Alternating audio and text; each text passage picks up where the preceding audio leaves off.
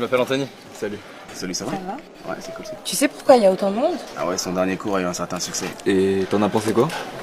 J'ai détesté. J'ai adoré. Ce prof est brillant. Un but de sa personne. Des techniques pédagogiques super originales. Je le trouve Mystérieux. louche et inutilement sévère.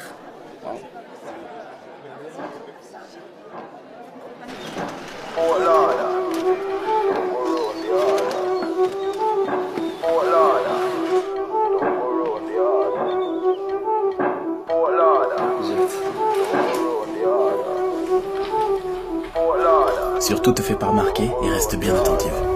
Pourquoi? Parce que c'est le meilleur. I see him, so me do it. Vous êtes sûrement inscrits à ce cours en pensant y trouver la vérité absolue. So me do it. Eh bien, je peux tout de suite vous dire Hey yo, que vous aviez raison. just touched down another Do it. Je suis le professeur Guillaume Détalès et bienvenue dans mon cours de psychologie sociale. So me do it. Comme on préfère l'appeler, comment sortir de la friendzone. C'est mon imagination ou le nombre de mes élèves a considérablement augmenté depuis la dernière fois. Bon, commençons. Je vous rappelle que la friendzone serait un endroit psychologique dans lequel on se retrouve piégé lorsque l'on ressent des sentiments amoureux envers quelqu'un qui n'a que des sentiments amicaux à notre égard. Qu'en avons donc conclu la dernière fois. Pourquoi? Qu'il y a la seule friendzone qui existe et celle dans laquelle on se met seul en se comportant trop amicalement avec quelqu'un qui nous plaît. Et donc? Alors sortir de la friendzone consiste tout simplement à changer son comportement. Opter pour le comportement séducteur au dépend du comportement amical. En gros, ça dépend que de nous. Très bien, maintenant faites-vous plaisir et donnez-moi des signes. Des signes qui nous montrent que nous nous sommes probablement mis dans la friendzone. La voix au téléphone. La voix. Si on s'appelle le soir et je prends pas ma voix grave de m'être fatigué, c'est clairement la friendzone. Très bien. Quelqu'un d'autre? Si je réponds rapidement à son message alors qu'il a pris des heures avant de me répondre, c'est la friendzone. Pourquoi? Parce que si c'est un pote et qu'il met des heures avant de me répondre, c'est pas grave, je peux répondre vite. Par contre, si c'est un flirt, faudrait pas qu'il croie que je guette ses messages. Plutôt qu'il le sache, c'est ça? Exactement. C'est plutôt une pression sur un des signes. Accélérez, accélérez. Vous voulez que les gens nous quittent avant la fin de l'histoire ou quoi? Si elle like ou commente notre dernier post Instagram, c'est bien parce Pas que... forcément, mais si elle like une photo de vous qui date de 3 ou 4 mois, c'est bon signe. Parce que là, elle veut vous montrer qu'elle a remonté votre profil. Un dernier? Mais qui l'ont Les deux tapes sur l'épaule. Les deux tas. Alors, après avoir rigolé ou quand on est en train de se dire au revoir, une fille qui est à l'aise avec un garçon aura tendance à poser sa main sur son épaule. Alors si c'est juste poser ou caresser, c'est bon signe. Par contre, si elle tapote son épaule, là, croyez-moi, c'est la friendzone. D'accord. Très bien. Écrivez le sous-chapitre comment désamorcer le processus d'amitié. Désamorcé? Un problème? Vous en parlez comme si c'était une bombe, comme si c'était mortel. Depuis quand est-ce que l'amitié est quelque chose qu'il faut redouter à tel point qu'on doive la désamorcer? Bon, vous avez l'air d'avoir perdu un ami. Et vous êtes persuadé que c'est à cause de moi? Quoi, c'était votre meilleur ami? Écoutez, ce n'est pas de ma faute si votre ami C'est n'a... vous qui avez déclaré que la friendzone n'existait pas. C'est depuis vous qu'ils remettent tout en question si on a le malheur de leur envoyer un cœur bleu. Vous avez créé des monstres incapables de se contenter d'amitié. Depuis vous, dès qu'ils ont l'impression de détecter un signe d'une soi-disant friendzone, ils ont subitement envie d'en sortir. Parce que vous les avez encouragés à en avoir peur, à voir ça comme quelque chose de vexant, comme quelque chose qu'ils doivent désamorcer. Alors qu'au contraire, ce que vous n'avez pas dit, c'est que lorsque quelqu'un vous considère comme un véritable ami, vous comptez vraiment. Et bien plus qu'un énième crush comme on en croise 1 million dans une vie. Bien plus. Vous avez créé des monstres. À votre avis, combien de couples se sont formés depuis votre premier cours Comment sortir de la friendzone? Combien ont réussi à transformer leur amitié en relation amoureuse? Amitié qui durait sans doute depuis des années. Des centaines?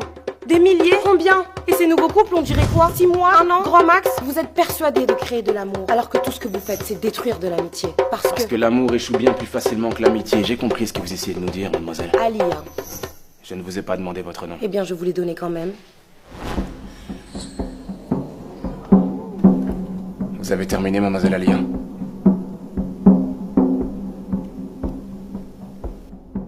Reprenons.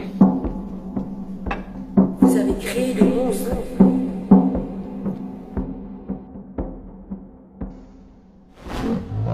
Détruire de l'amitié. Admettons. Vous, ne me donnez pas aussi votre nom, il ne m'intéresse pas. Quelle est la nourriture que vous aimez le moins? Quoi? Allez, dans quel restaurant vous n'allez jamais manger? Japonais. Pourquoi? J'aime pas le poisson cru, les sushis et tout. Si je vais, je prendrai que des brochettes. Donc bon, ça va un peu cher pour des brochettes. Ne me racontez pas votre vie. Quelqu'un est d'accord avec lui ici? Vous deux, vous êtes ensemble? Non, on est juste potes. Ouais. Combien de fois êtes-vous allé manger au resto japonais du coin de la rue à l'heure du déjeuner? Plusieurs fois. C'était bon? Ouais, j'aime bien. Pourtant, vous avez levé la main, vous, donc vous détestez ça, n'est-ce pas? Oui, mais... Vous aussi, vous avez levé la main. Vous y allez quand même à deux? Bah non, on n'y va jamais ensemble. Vu qu'il n'aime pas. Vous avez compris, mademoiselle Alia. Votre théorie dit que j'ai détruit l'amitié. Mais dans le cas 1, votre soi-disant ami va venir manger des sushis avec vous et des petites brochettes en vous cachant qu'il déteste ça. Tandis que dans le cas 2, votre ami vous dira qu'il n'aime pas ça en prenant le risque que vous y alliez avec quelqu'un d'autre. Et alors?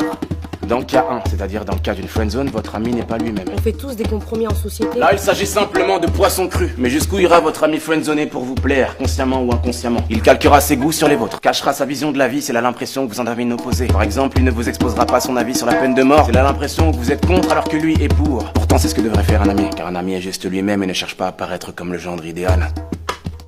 S'il vous a avoué ses sentiments, comment pouvez-vous être sûr que vous étiez attaché à votre meilleur ami et pas plutôt au masque qu'il revêtait pour vous plaire? Si c'est ce genre d'amitié que j'ai détruit, y a pas mort d'homme. Reprenons. Nous allons donc voir comment désamorcer une amitié naissante en plusieurs étapes. Une amitié non voulue, une future friendzone. Vaut mieux tenter de la désamorcer ou y mettre fin plutôt que de faire semblant, n'est-ce pas? Je vous rappelle que la friendzone n'existe pas. D'ailleurs, quelqu'un ici saurait comment détruire une amitié sincère et réciproque. Pas une naissante, mais une sincère et réciproque. Allez, un peu d'ingéniosité. Dites-moi comment détruire une amitié sincère et réciproque. En créant de la jalousie? Non. En prenant ses distances? Non. Et si vous nous donniez la réponse tout de suite? Parce qu'on va donner toutes les réponses possibles et inimaginables et vous allez nous donner la réponse géniale auquel personne n'aurait jamais pensé. Alors, épargnez-nous tout suspense, non? Le premier qui trouve la réponse à ce problème valide son semestre automatiquement. Instantanément. Quelle est la seule et unique façon de détruire une amitié sincère et réciproque? Comment on peut être sûr que vous avez la réponse? Peut-être que vous choisirez la meilleure réponse d'entre nous et vous direz que c'est celle que vous attendiez, alors que vous ne l'aviez même pas. D'accord. J'écris la réponse ici.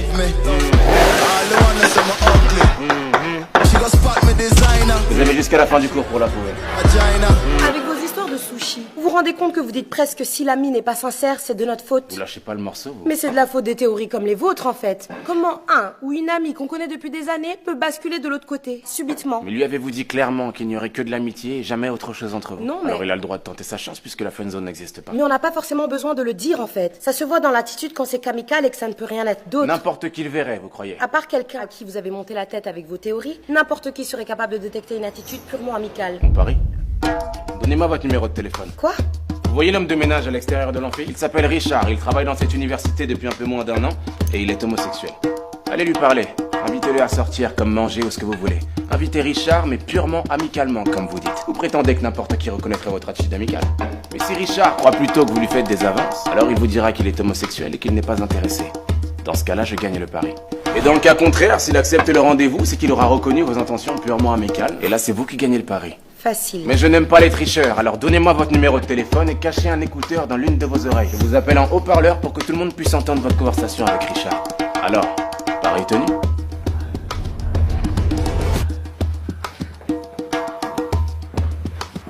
Salut. Je prends un peu l'air. Ce cours est super ennuyant. Oh, soyez un peu plus crédible. Voyagement, va. Ouais. Vous avez déjà fait de la psychologie sociale? La conseillère d'orientation, ça compte. Vous sympathisez, là, vous trichez, proposez-lui. J'ai pas vraiment d'amis et j'ai personne avec qui aller manger. Donc, Wow. ça vous dit qu'on aille manger un truc ce soir? Ensemble? Ce soir? Ça vous dit? Ouais. Vous acceptez? Oui. Donc, vous acceptez de venir manger un truc avec moi ce soir? Ouais. Tu me plais bien, donc... Hein? Enfin, mais, Richard, vous êtes homosexuel. Homo quoi? Mais vous êtes un menteur!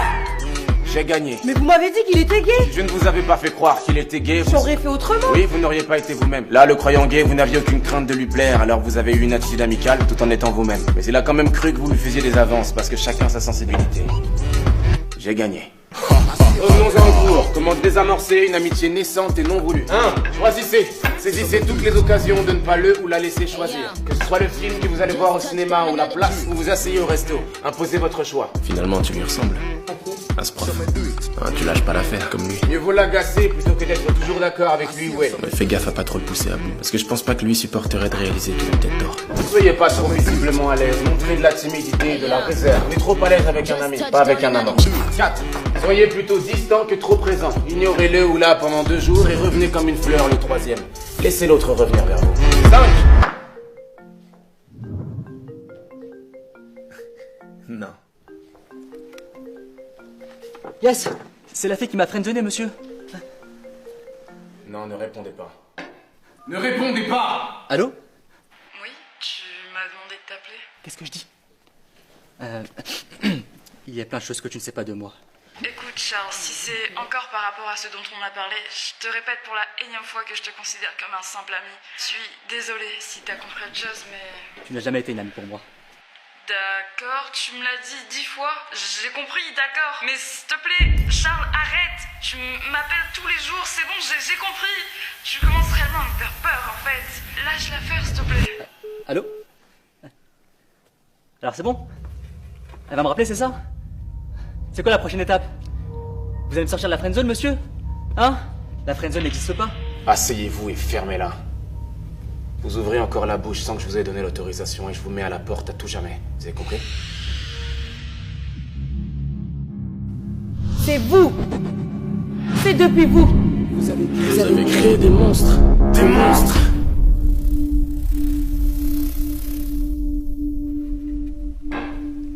Mademoiselle Alia, je suis désolé que vous ayez coupé les ponts avec votre meilleur ami, simplement parce que mon cours l'a poussé à être sincère avec vous.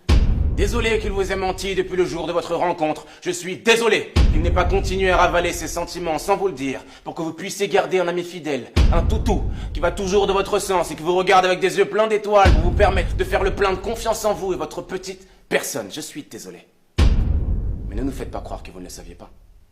Vous faites semblant d'être remonté contre moi et mon cours, alors que vous n'arrivez simplement pas à avaler le fait qu'il vous estimait bel et bien comme un énième crush comme on en croise 1 million dans sa vie. Il était votre meilleur ami. Mais vous n'êtes visiblement pas assez bien pour être la sienne. Faites avec.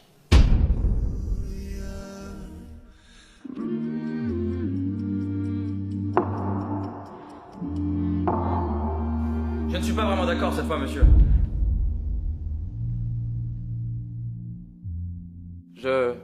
Enfin... Peut-être que son meilleur ami la considérait vraiment comme son ami, sincèrement. Ah, c'est donc lui, ton ex-meilleur ami. Mais que suite à votre cours, qui était génial. Peut-être qu'il s'est dit que s'ils s'entendaient si bien, peut-être que ce serait du gâchis de ne pas tenter de se mettre ensemble. Et puis, peut-être qu'à force d'y penser, il a fini par lui faire part de tout ça. Mais que ça a brisé quelque chose entre eux et qu'ils ont préféré s'éloigner. Mais de là à dire que l'amitié n'était pas sincère... Je vous avais dit que le prochain qui ouvrait la bouche dans mon cours sans mon autorisation serait mis à la porte, alors fichez-moi le camp. Je dis fichez-moi le camp! Vous croyez où là? J'ai une tête de psychogigale ou quoi? Vous croyez pouvoir venir dans mon cours, raconter vos sornettes, comme si j'étais un plateau télé? Et vous aussi, mademoiselle, vous créez des monstres. Sortez de mon cours et ne revenez jamais!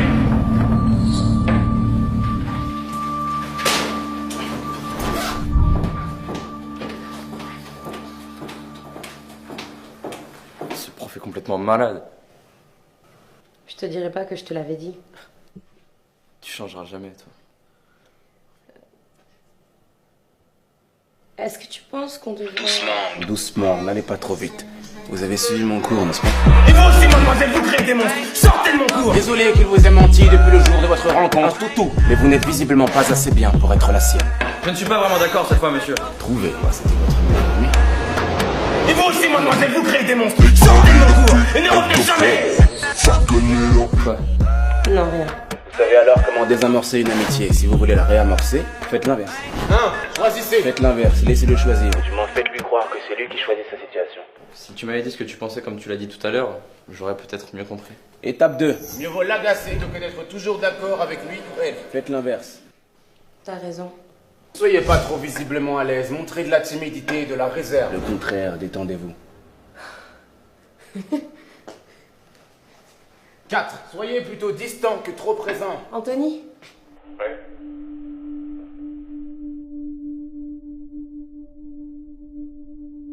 La friendzone n'existe pas. C'est un endroit psychologique dans lequel on se retrouve piégé lorsqu'on a fait une erreur comportementale. Ça arrive, ça se rectifie. Tu sais, on peut aller parler et manger à la pizzeria, là où on avait l'habitude d'aller. Mais l'amitié est un choix. La refuser en est un aussi. Non. Si vous vous choisissez de détruire cette chose inestimable délibérément pour je ne sais quel état d'âme, quelqu'un ici saurait comment détruire une amitié sincère et réciproque. Vous ne pourrez vous en prendre qu'à vous-même. Allons plutôt manger un burger. J'ai jamais aimé les pizzas.